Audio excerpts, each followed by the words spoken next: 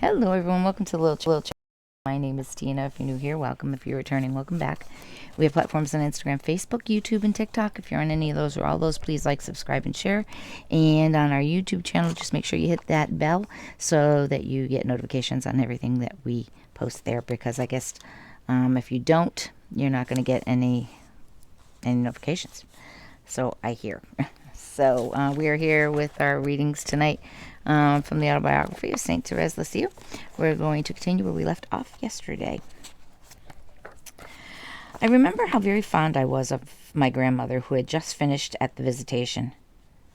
Without showing it, I took in everything that was going on around me, and all that was said, and I passed the same sort of judgment on things as I do now. I listened very carefully to everything she taught Celine, and used to do whatever she told me if only she would let me stay in the room while lessons were going on. In her turn, she was always giving me presents, and though they were not much value, they gave me immense pleasure. I was very proud of my two big sisters, but you seem far away, so I used to dream of you from morning till night.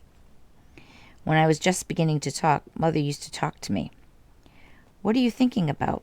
And my answer was always the same: Pauline.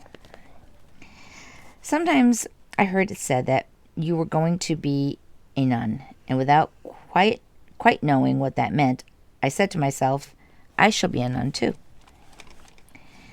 That is one of the first things I can remember, and I have never changed my mind once since. So it was your example which drew me to the Spouse of Virgins when I was only 2. I could tell you so much of what you've meant to me, Mother, only I'm afraid I should never stop. Darling Leonie had a big place in my heart too, and she loved me. When she came home from school in the evening, she used to take care of me while everyone else went for a walk. Even now I can almost hear the little song she used to sing so sweetly to lull me to sleep. I can remember her first communion very clearly, and I can remember her companion, too. She was poor, and following the customs of the well-to-do families of Ancona, Mother had dressed her. This child did not leave Leonie's side for a moment that wonderful day, and that grand dinner in the evening she was given the place of honor. I was too young to stay up, unfortunately, but I was not left out of the feast altogether, for Father, out of the goodness of his heart, came up to me during the dessert to bring his little queen a piece of the first communion cake. Last of all, I must tell you about Celine, who shared my childhood. I have so many memories of her that I do not know which to choose first. We both understood each other perfectly, but I was more lively and much less naive than she was. Here is a letter which will remind you how good Celine was. It was when I was about 3 and Celine 6.5. Celine seems to be quite naturally good, but as for the other little monkey, I don't know what is to become of her. She is such a little madcap. She's intelligent enough, but not nearly so docile as her sister. When she says no, nothing can make her change, and she can be terribly obstinate. You could keep her down in the cellar all day without getting a yes out of her. She would rather sleep there. I had one fault Mother does not mention in her letters. I was very proud, and here are only 2 examples of it. One day, wishing to see how far my pride would take me, she said to me laughingly, "If you will kiss the ground, Therese, I will give you a half a penny." A half a penny was a fortune to me in those days, and I did not have to stoop far to get it. I was so small that the ground was quite near. All the same, my pride was up in arms, and drawing myself up to my full height, I replied, "No, Mother. I'd rather go without the halfpenny." The other time was when we were going to some friends in the country. Mother told Marie to put on my nicest dress, but not to let me have my arms bare. I did not say a word, and tried to seem indifferent about it, as I should have been at that age, but inwardly I was saying to myself, why? I should look so much prettier if I had my bare arms. With tendencies like these, had I not been brought up by such wonderful parents, I am quite sure I would have gone from bad to worse, and probably ended up by losing my soul. But Jesus was watching over his little bride and drew good even out of her faults. For as they were corrected very clearly, they helped her to grow more and more perfect. I had a love for virtue, but I was proud too. So I only had to be told once, "You mustn't do that," and I never wanted to do that again. I am glad to see from Mother's letters that I became more of a consolation to her as I grew older. With only good example about me, it was only natural that I should tend to follow it. This is how she wrote in 1876. Even Therese wants to start making sacrifices now. Marie has given each of the little ones a chaplet on which they can count of their good deeds. They have real spiritual conferences together. It is almost amusing. Celine asked the other day, "How can God get into such a little host?" Therese answered her, "It's not surprising, since our Lord is almighty." What does almighty mean? It means he can do whatever he wants. But the most charming thing of all is to see Therese slip her hand into her pocket time and time again and move a bead along as she makes some sacrifice. These two children are inseparable and quite happy to be alone together. Not so long ago, their nurse gave Therese a small bantam cock and hen. She gave the cock to her sister at once. After dinner, every evening, Celine goes and catches the two birds, and then they sit together in the corner of the fireplace and play for hours. One morning, Therese decided to climb out of her own little bed and go and sleep in Celine's. When the maid who was looking for her to dress her found her there, she put her arms around her sister and, hugging her tight, said, "Let me stay here, Louise. Can't you see we're just like the little white chickens? We must always be together." It was quite true. I could not bear to be parted from Celine, and would rather leave the table before I had finished my dessert than let her go without me. I would fidget around in my high chair, wanting to get down at once so that we could go and play together. Because I was still too little to go to Sunday Mass, Mother used to stay and look after me. I was very good and quiet as a mouse until I heard the door open. Then, simply bursting with joy, I rushed over to my darling sister, saying quickly, "Celine, give me the blessed bread." One day she had not brought any. What could be done? I could not go without it, for this little feast was my Mass. I had a wonderful idea. You haven't any blessed bread? Very well, then, make some." She took the bread out of the cupboard and cut off a little piece. Then, having solemnly recited a Hail Mary over it, she presented it to me triumphantly. Making the sign of the cross, I ate it with great devotion, and was quite sure it tasted like the real blessed bread. Another day, Leonie, who thought she had outgrown playing with dolls, came to look for us both, carrying a basket full of their dresses, little bits of material and other oddments, with her doll laid on top.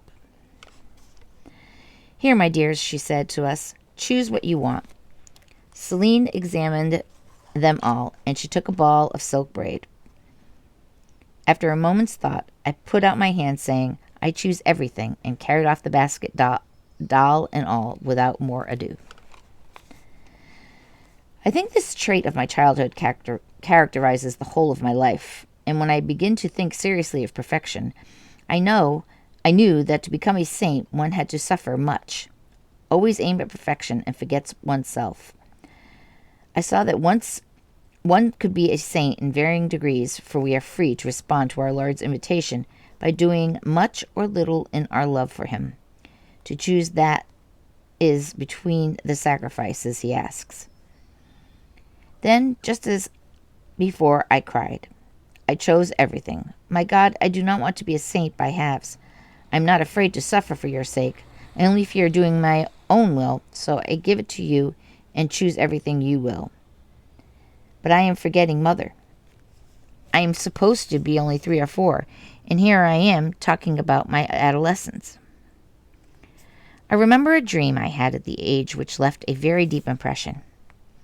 I was walking alone in the garden when suddenly I saw 2 horrible little devils near the arbor dancing on a barrel of lime with amazing agility, in spite of having heavy irons on their feet. They looked at me with flaming eyes. Then, as if overcome by fear threw themselves in the twinkling of an eye to the bottom of the barrel. They escaped in some mysterious way and ran off to hide in the linen room, which opens onto the garden. When I saw how cowardly they were, I put my fears aside and went over to the window to see what they were up to. There the little wretches were, running around and around the table and not knowing how to escape my gaze. From time to time they came nearer, still very agitated, to peep through the window. Then when they saw it was still there, they began racing about again in abject misery. I do not suppose this dream was very extraordinary, but I do think God made use of it to show me that a soul in a state of grace need never be afraid of the devil, who is such a coward that even the gaze of a child will frighten him away. I was so happy at this age, mother, not only because I was beginning to enjoy life, but also because virtue had begun to appeal to me. I think my dispositions were the same then as they are now. I had acquired considerable self-control already, for I never complained when any of my things were taken from me, and if ever I was unjustly accused, I would keep silent rather than excuse myself. There was no real virtue in this on my part, for it came naturally. How swiftly these sunny years of childhood passed, yet what delightful memories they left behind. I love to think of the days Father used to take us to the pavilion, and most of all those Sunday walks when Mother came with us. I can still feel the deep and poetic impression which the wheat fields made on me when I saw them all studded with poppies and corn, flowers and daisies. Even then I loved far distances, wide spaces, and the trees. The whole of nature, in fact, enchanted me and raised my soul towards heaven. During these long walks we often met poor people, and much to her delight, it was always little Therese who was sent to give them alms. On the other hand, much to her disgust, she was often taken home when Father thought the walk too long for his little queen.